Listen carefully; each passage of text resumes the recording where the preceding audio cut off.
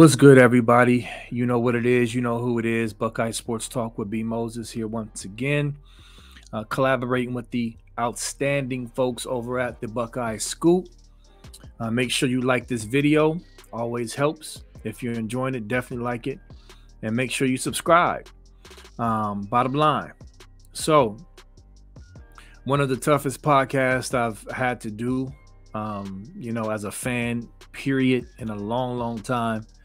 And the toughest rewatch of a game that I've had to rewatch, but I feel like that's sort of my job to do that and really dig into to see what occurred on the field to try to get some answers. People have been hitting me up all week, asking me and just, venting and stuff like that, which is cool, understandable. This was a gut punch of a loss to that team up north.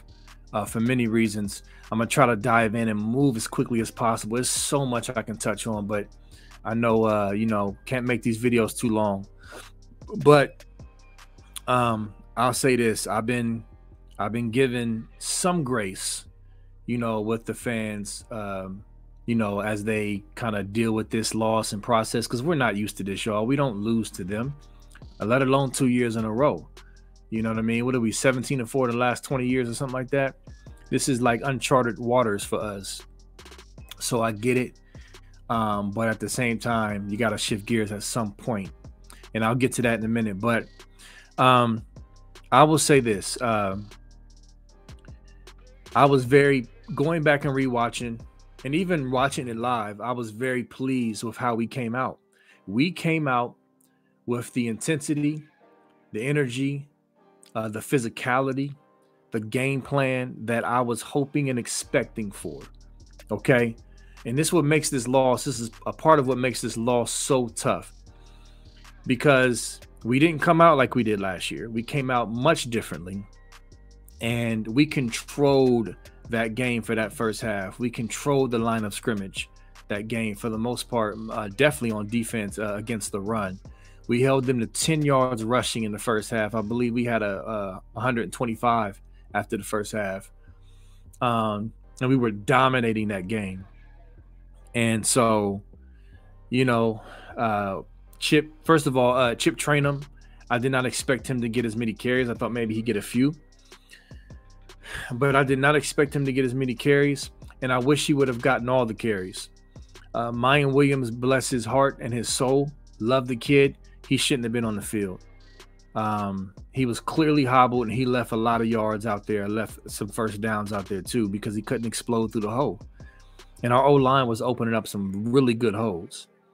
So I wish Trainum would have got all the carries and then have Hayden come in and spell him. But with that said, the play calling wasn't in the moment. It felt like it was bad or could have been better.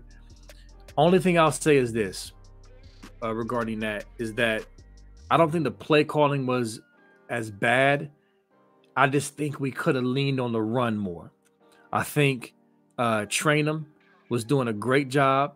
He was starting to get momentum. You could see his engine was revving. He was breaking tackles. He was showing good burst. He was a tough tackle for the scum defenders. And I wish we could have, kind of plugged that a little bit more.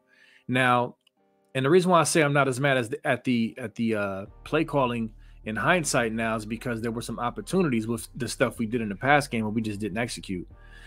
So, yeah, and also in the first half, we basically should have been up 28-3. I would even say 28-10. Let's say 28-10. We squandered so many opportunities to blow that game open, y'all. Like, that game should have been well in control in the first half. And so it was very, very frustrating to see that. So, okay, let's talk about the defensive game plan from Jim Knowles. It was very aggressive, obviously. I didn't mind the aggressive game plan approach going into the game because, You see that the team up north receivers weren't really doing much all year. They weren't getting separation. Their pass game was struggling. So I get the logic of saying, yeah, even though our corners haven't been first round pick corners all year, we're going to put together a scheme and practice this scheme and basically try to employ this aggressive scheme against this receiver corps that really hasn't shown that they can win a lot of battles all year, and trust our guys and use this scheme to be able to stop the run, have as many hats in the box as possible to stop the run and force JJ to do what he really hasn't done all year consistently. I get that. And it was working early on. The Cam Brown missed tackle, I don't blame Nose for that. Because again, initially it was working and it made sense. All Cam Brown had to do was break down, use his technique fundamentals. The receiver was 2 yards away. I forget which receiver it was 2 yards away from the sticks. All he has to do, instead of lunging and reaching, is break down, make the tackle, push him out of bounds, whatever, and it's fourth down. But yet he lunges and doesn't use discipline and technique, and he's out the gate for a touchdown. So even on that play, the aggressiveness in the call, yeah, you could probably nitpick it, but if Cam Brown simply makes a basic fundamental tackle, that's not a touchdown. So that was frustrating. And this game was obviously all about big plays. All about big plays. This defense played very well overall in this game. And it wasn't a case of being out physical and all that other stuff. So again, which just makes things, frustrating as well. So we're up 2017 at the half, right? We're dominating them statistically. If you look at the halftime stats, held them to 10 yards rushing, as I mentioned before, which was huge compared to, how we got ran on last year. So this sequence I'm about to go into was the biggest, most difficult part of the game for me as I rewatched and just broke it down and looked at it. And it's the sequence in the third quarter where our defense stops them. They have to punt. We get the ball at the 49-yard line. On first down, we pick up about, I think it was like 23 yards, a pass to Chip Trainum. It's negated by Donovan Jackson's hold call. And then G. Scott, who I'm very, very disappointed in, even to this moment, because I've never seen him do anything like this. And it really, really cost this team mightily, is the headbutt on the sideline to tack on another 15. And we're first in, 35? Brutal, y'all. We were down 4 points at the 50. Our defense just made a big stop. Despite what some people try to say, our kids didn't quit.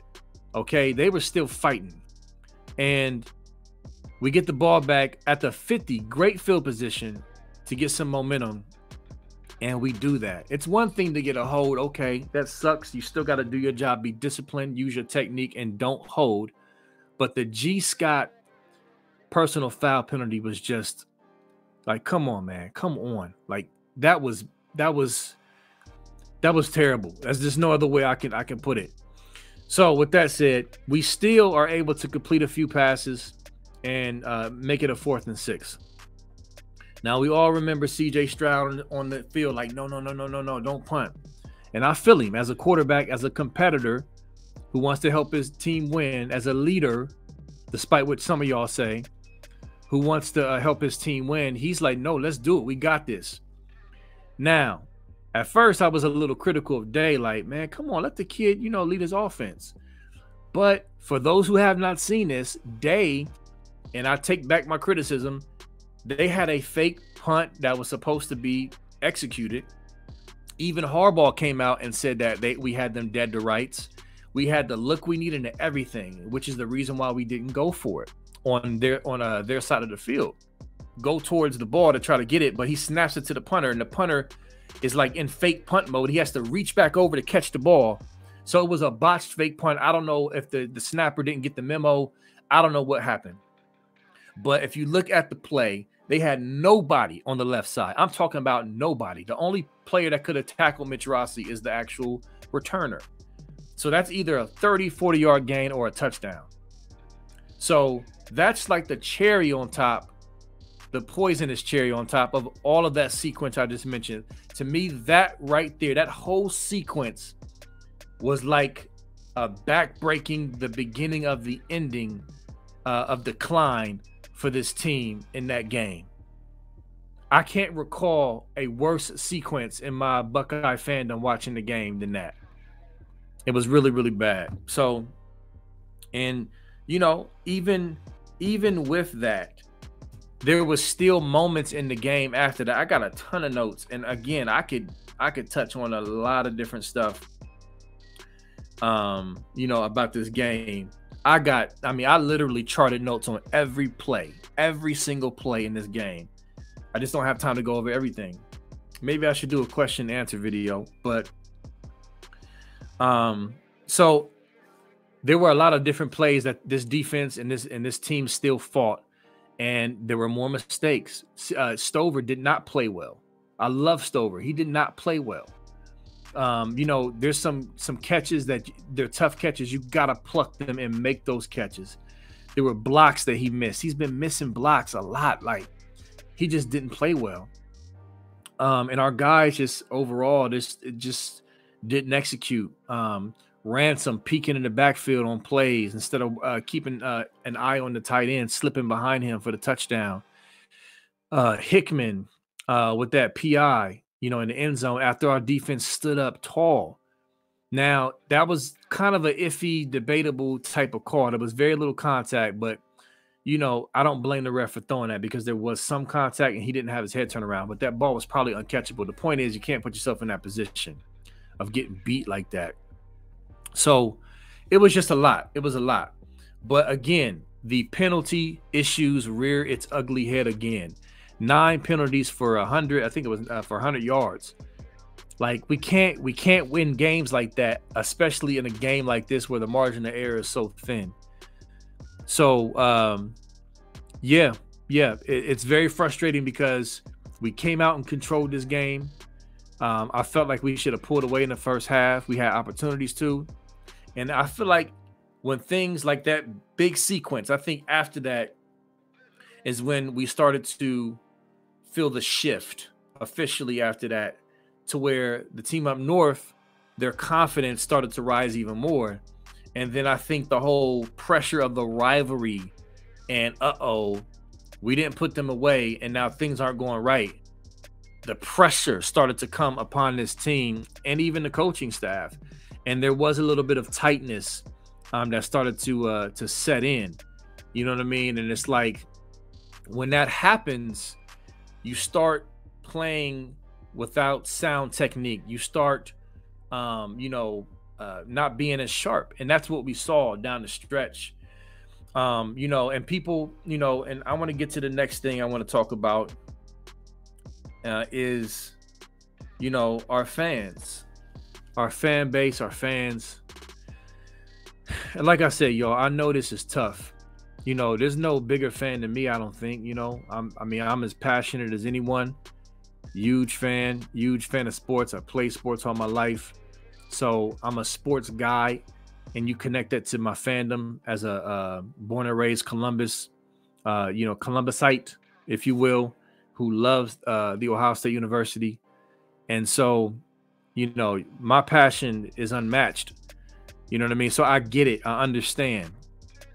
But it's getting harder and harder. And I really defend our fan base in a lot of ways, from some of the criticism. But at times like this and after this game, it's harder. It's getting harder and harder to defend some of our fans. Not all, but some of our fans. I know this is a huge game. I know it means a lot to us, but we still need to be adults at the end of the day. And so, it really bothers me when our fans can't control their emotions and they're attacking these kids and just being really entitled, selfish, just idiots, when it comes to some of the stuff they're saying. It's one thing of saying, man, this kid could have played better, he could have executed better, but it's another thing saying some of the other stuff that you see. And so it's frustrating, watching this, especially on my page, and I've responded and made comments about it, like, man, chill. Like, it especially bothers me when I see, these people online who are being extra critical and calling these kids soft and the P word and all this other stuff. And I'm looking at your profile pic and you look like you ain't played a lick of nothing in your life. Now, listen, I'm not saying you had to play sports or even be good at sports to have an opinion. I'm just saying that for you to be so brazen and attacking these young men and unappreciative of their efforts, you would think you would at least play the game at a decently high level or a good level. You know what I mean? So it's just like, humble down, man. That's my point. And so I want to touch on CJ Stroud specifically. First of all, everybody for the Buckeyes could have played a better game, including CJ. CJ was not perfect. However, it seems like the security blankie for frustrated fans has been to blame CJ. Well, he should have ran more. Running more in this game, to me, doesn't solve the overall issues that occurred in this game. CJ Stroud can't be blamed for not being gap sound, against 275-yard touchdown runs in the fourth quarter. CJ Stroud can't be blamed for peeking in the backfield and letting tight ends slip behind you, or not breaking down and making a tackle on your receiver and letting him run for 60-yard touchdowns. CJ Stroud didn't headbutt a player on the sideline. Could he have run some more time? Sure. I think that could have helped, but I don't think that was the number one blame that a fan should be laying out for this team. But it's just the default. Now, what's funny is when JT Barrett was here, especially in 2016, we had a lot of these same fans making the opposite criticism about JT not being able to throw downfield consistently. And all he can do is run. And all we're going to do is run the dive play or the Q run, the Q run, the Q run. But we can't throw the ball downfield. Remember, our offense was not very good that year. And so you had the flip side of it to where it's just like, listen, man, we're so used and accustomed as a fan base to having a running dual threat QB for all these years. I get it. It's kind of ingrained in us. But things have changed, and CJ Stroud is the best pure passer, even better than Justin Fields, accuracy-wise and all that we've ever had, okay? He's not Justin Fields or JT Barrett running the ball, okay? I'm not saying he can't run and scramble, but he's not those guys. So it's just funny. It's like pick your poison, pick your argument. Because, again, those same fans were complaining about JT Barrett and just absolutely killing him and giving him no credit for the things he did for this university because he couldn't throw the ball as well. So it's just funny to me. But obviously frustrating. I know people don't want to hear it. But if USC loses, we're in the playoffs, period. If you don't like it, don't watch. Go root for another team if you're scared to play in the playoffs. To me, the cloth that I'm cut from just being a competitor in any sport I've played, I'm going to want to take another shot. Especially in this field, in this landscape, there's no overly dominant, oh my God, they can't be beat team in this field. Rewatching that game made me more sick to my stomach, not because it was like, man, we suck. It made me more sick to my stomach because we came out with a great game plan. We were executing early. We were being dominant early. And we saw the talent and we squandered it away and we made too many mistakes and didn't execute. So it made me even more sick to my stomach because I know we had no business losing that game. None at all. So that's the most frustrating part. And I feel like if we were to be able to get back into this playoff as a 4 seed, an underdog, we're playing with house money at that point. Add to the fact that we can get guys like Trey Henderson back, who is a home run hitter, and he just needs to be coached up. I know he hasn't been great, but he's also been dealing with a broken bone in his foot and tendons and everything else. Remember, he tweeted that out, talking about, hey, like, chill, like, calling him soft when he's out there putting his body on the line and all the other stuff. But anyway, a healthy mind, and just healthy other guys. And listen, maybe even Jackson Smith. He had a cryptic tweet talking about she gonna remind you. What does that mean? I don't know. The point is that if we do get back in the playoffs, I don't believe we'll go out there and lay an egg. I believe we'll really, have a new lease on life and have a shot in this playoff field to make some noise. So I don't know about y'all, but I want another shot. If we don't, then that's what we deserve. But if we do, guess what? I'm here for it. I'm here for it. So yeah, and I'll say this as well with the TCU.